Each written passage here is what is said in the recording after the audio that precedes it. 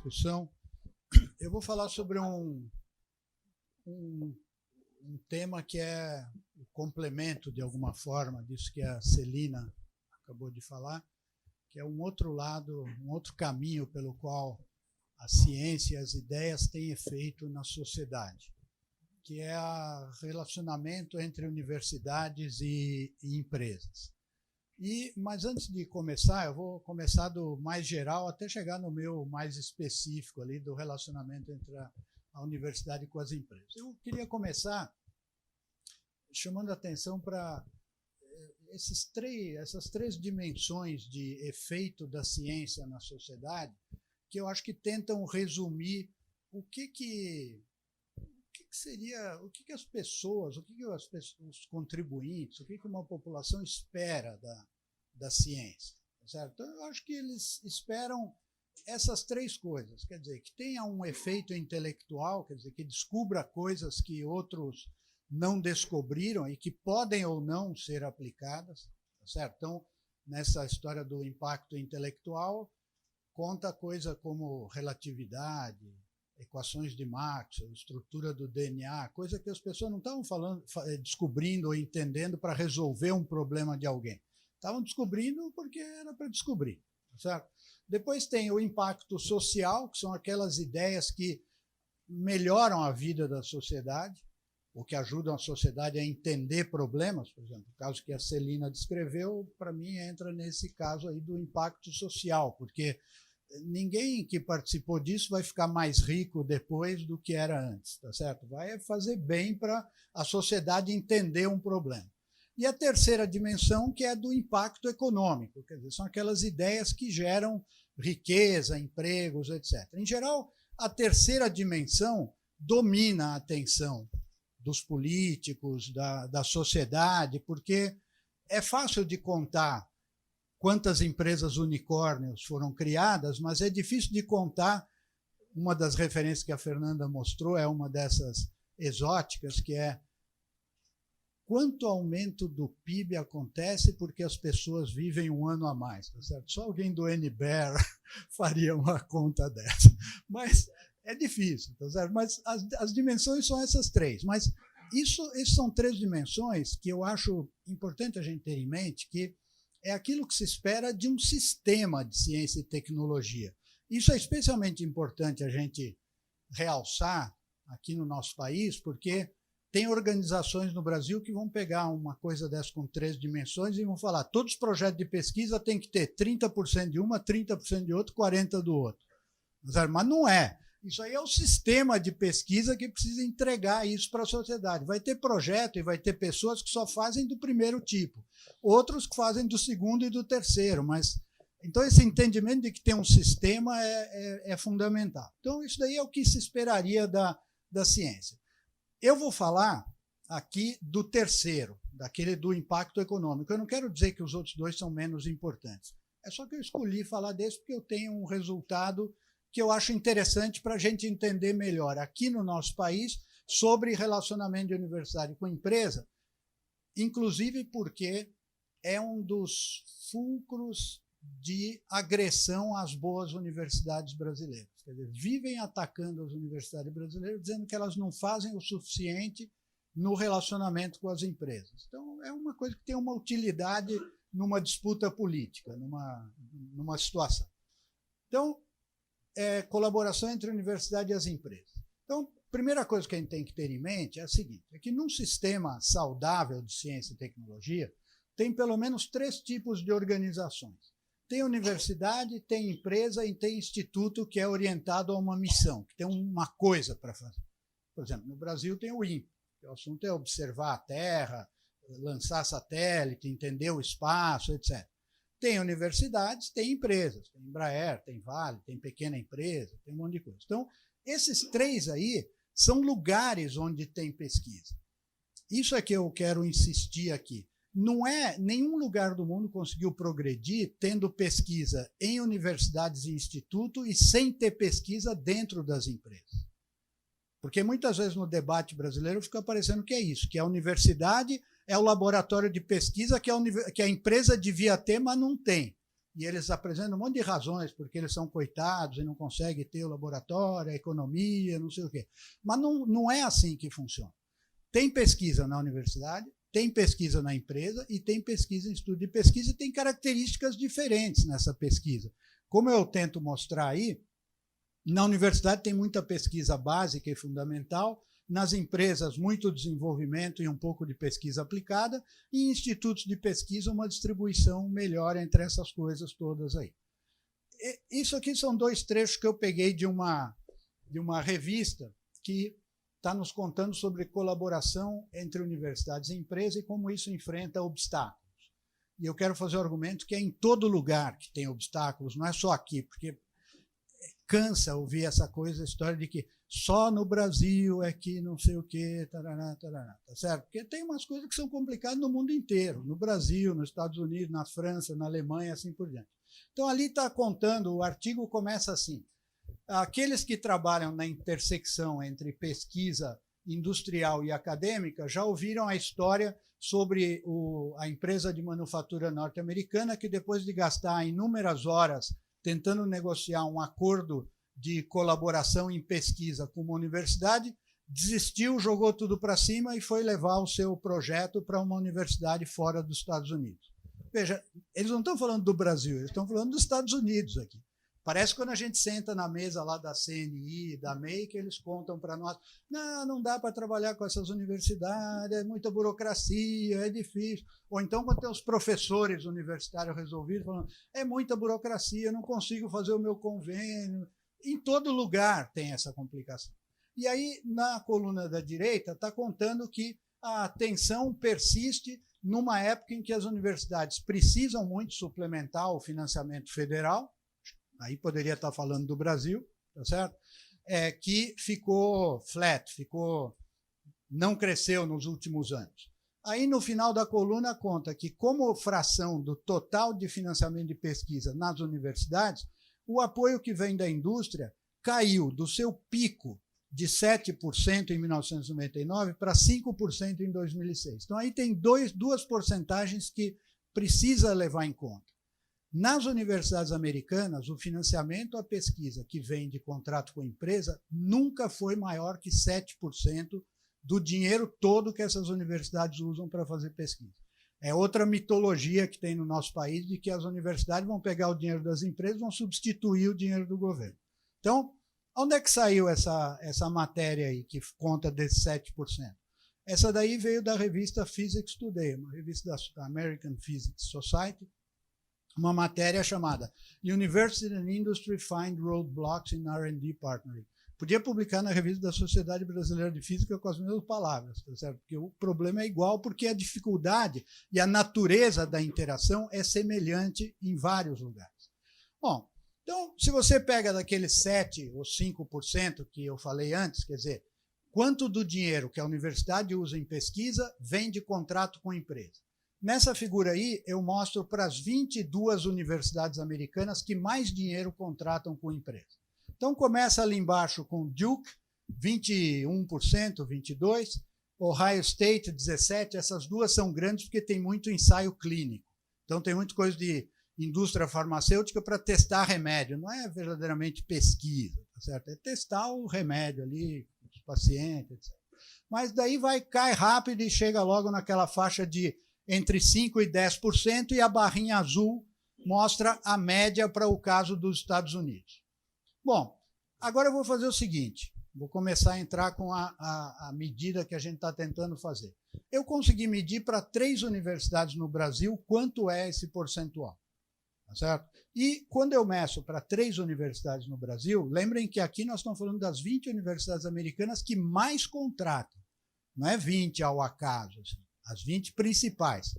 Quando eu faço para 3 universidades brasileiras que sabem fazer as suas contas, que no fim do ano publicam um livrinho dizendo nós recebemos tanto dinheiro, tanto veio daqui, tanto veio dali, porque eu não conheço outra além dessas 3, tá certo? As outras nunca sabem, é uma nuvem de confusão do dinheiro ali que não se sabe.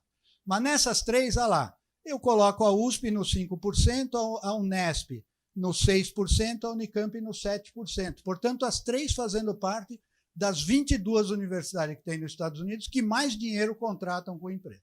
Então, aí já tem uma coisa que deve fazer a gente pensar, por que agridem tanto as universidades no Brasil por não interagir, não colaborar com as empresas? Tá certo? Então, mas só que aí as pessoas podem criticar e falar, mas tá bom, mas aí só tem 3, e as outras universidades do Brasil, onde é que estão?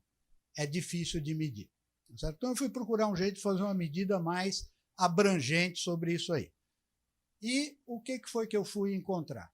Eu encontrei uma maneira de medir a quantidade de artigos científicos que tem um autor de uma universidade e um autor de uma empresa. E arrumei um jeito de fazer essa conta para os artigos científicos publicados de universidades no Brasil em coautoria com gente de empresa. Então, significa ir lá no Web of Science, arrumar um jeito complexo de fazer a medida, porque o jeito que eles oferecem para medir interação universidade-empresa está errado, porque eles só consideram 60 empresas americanas ali como colaboradores. Tem muito mais empresas no mundo que certas 60 que eles consideram.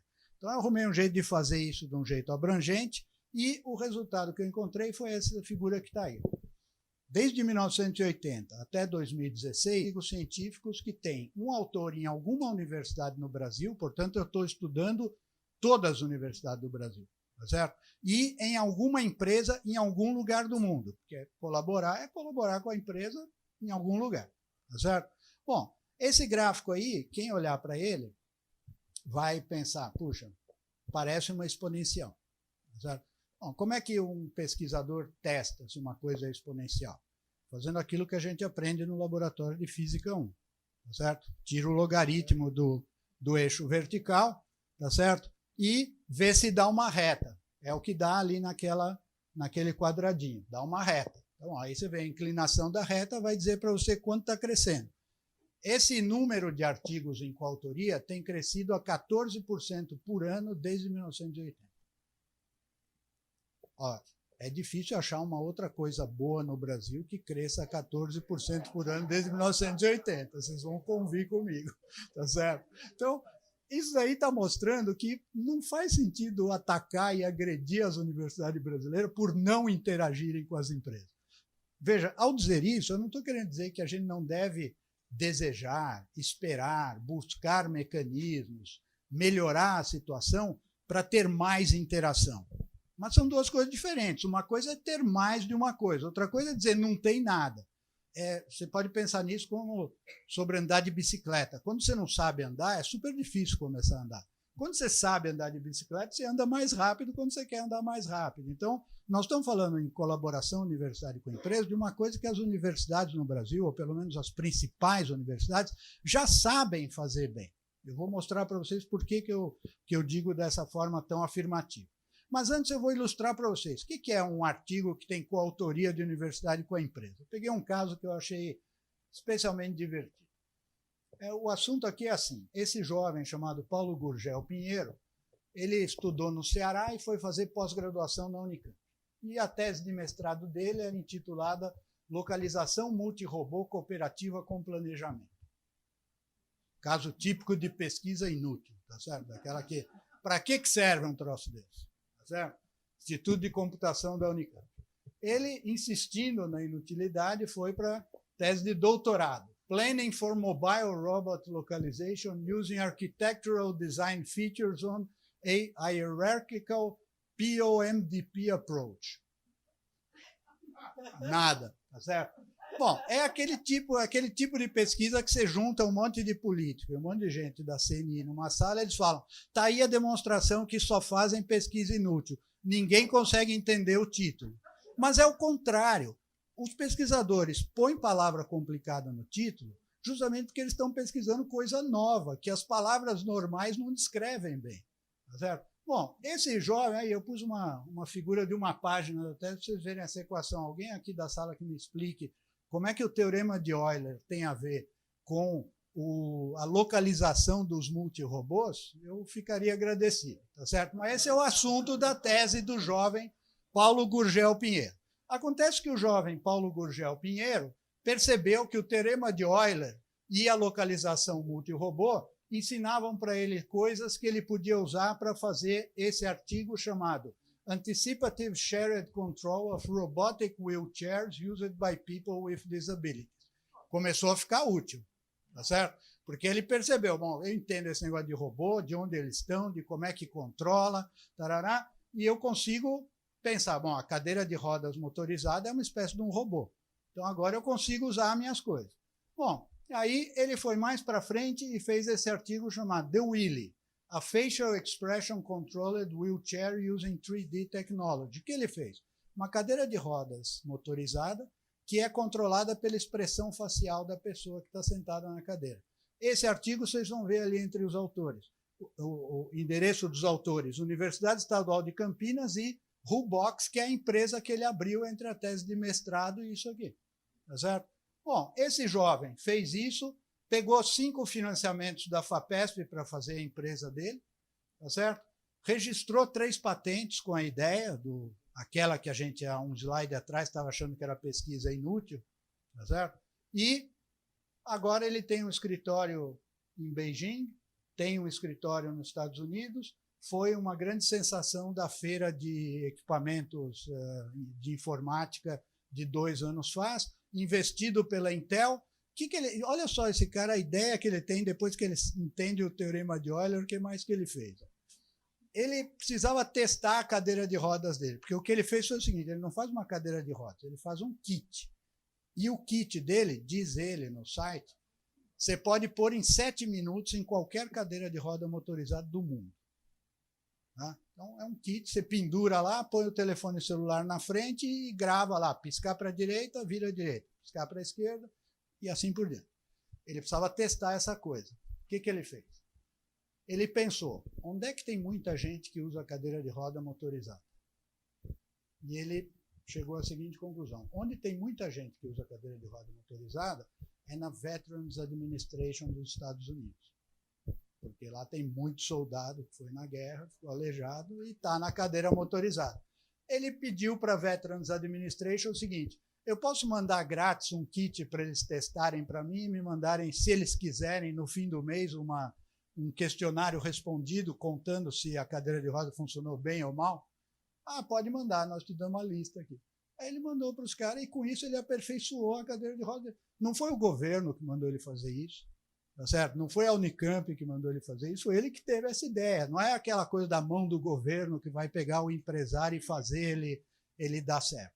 Ele descobriu também o seguinte, toda vez que ele mandava, ele pegou na Califórnia, ele mandava para uma cidade da Califórnia 3 kits, daí a um mês ele começava a receber gente que queria comprar o kit, porque as pessoas tinham visto o cara no supermercado com aquela cadeira de roda com o telefoninho e queriam comprar o negócio para usar na cadeira deles.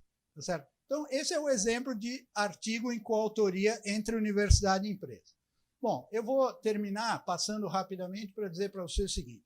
A gente mostra aquela curva dizendo que cresceu e, como aqui no Brasil tem essa outra mitologia que tudo é feito pelo Estado, as pessoas respondem para a gente, ah, mas aí é tudo com a Petrobras.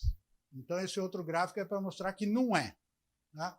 A parte cor de laranja é quantos artigos são em coautoria com a Petrobras. E a parte azul é quantos artigos são com outras 3.600 empresas que tem na lista. Tá certo? Então, não é a Petrobras. Depois, esse aqui está mostrando, as pessoas falam, ah, mas é tudo empresa estrangeira. Não é. Petrobras, aí as 25 principais. Novartis, Vale, Pfizer, IBM, que é a IBM do Brasil, no caso, GSK, Embraer e assim por diante vai. Das 25 principais, tem 17 estrangeiras e 8 brasileiras. Então, tem até uma coisa razoavelmente equilibrada, tá certo? Depois as pessoas falam, ah, mas isso é tudo coisa de engenheiro e de físico, não sei o quê. Não é. Em 1985 era. A barra amarela é a ciências exatas e a barra azul era engenharia. Em 2015, você tem uma distribuição que é mais ou menos uniforme em todas as áreas, agrárias, saúde. Saúde, na verdade, é a principal, health science, tá certo? E depois as demais áreas. Então, também você consegue analisar nesse formato aí. Quais são as universidades que mais contribuem? Tá? As universidades que mais contribuem, então, aí, ó, tem 10 universidades que respondem por 72% desses artigos em coautoria. Elas são a USP, a UFRJ, a Unicamp, a Unifesp, Federal do Rio Grande do Sul, Unesp, Federal de Minas, Federal do Paraná, Federal de Viçosa e Federal de Santa Catarina. Com essa distribuição que está aí, todas elas públicas. Tá? Se você comparar com universidades norte-americanas, está aí o percentual das principais brasileiras, em azul, e 5 universidades americanas que eu peguei para pegar uma variedade nos Estados Unidos. Então, você pega a MIT, é especialmente forte, está lá 11%. Tá? A Universidade de Califórnia Davis, 6%. Berkeley, 6%. Nebraska Lincoln, 5 e pouco. E Texas Tech, 4 e pouco. E as barras azuis das brasileiras não estão infinitamente abaixo daquelas. Se você considerar que o grau de competitividade da indústria no Brasil é um pouco menor que da indústria nos Estados Unidos, que as universidades no Brasil têm um pouco menos de dinheiro que as universidades nos Estados Unidos. Tá certo? Esse resultado que tem aí não é nem um pouco ruim, mas tá bom, ruim, bom, não sei que número que você põe para isso, mas não justificam que as universidades públicas brasileiras sejam agredidas por gente de fora e por gente de dentro por esse assunto. Tá certo? Porque a agressão não é só de fora. Está cheio de professor da universidade que vai nas coisas e fala: mas lá é uma burocracia, não dá para fazer, eu vou fazer na minha fundação, não sei o quê. Não é verdade. Dá para fazer e elas fazem, e fazem muito desse tipo de interação. Eu vou terminar resumindo para vocês em 4 coisas aqui. Crescimento exponencial, 14% por ano desde 1980 nessa interação. Desafio, tem só 10 universidades que respondem por 72%. Então, o problema que a gente pode ter, um deles, não está nessas 10 universidades, está nas outras 190 que estão nos outros 30%. Tá certo? Como é que faz para elas terem mais e contribuírem mais para esse resultado? Paradoxo. Paradoxo é que justamente as 10 que fazem mais é que são as que são mais agredidas, porque nunca ninguém critica uma universidade que o nome a gente não conhece por não colaborar com a empresa. Eles criticam a USP, a UFRJ, a Unicamp, custa um dinheirão, não sei o quê. É uma coisa paradoxal. A gente gastaria melhor o nosso tempo se a questão fosse: como é que faz para as outras 100 e tantas universidades contribuírem que nem as 10 primeiras?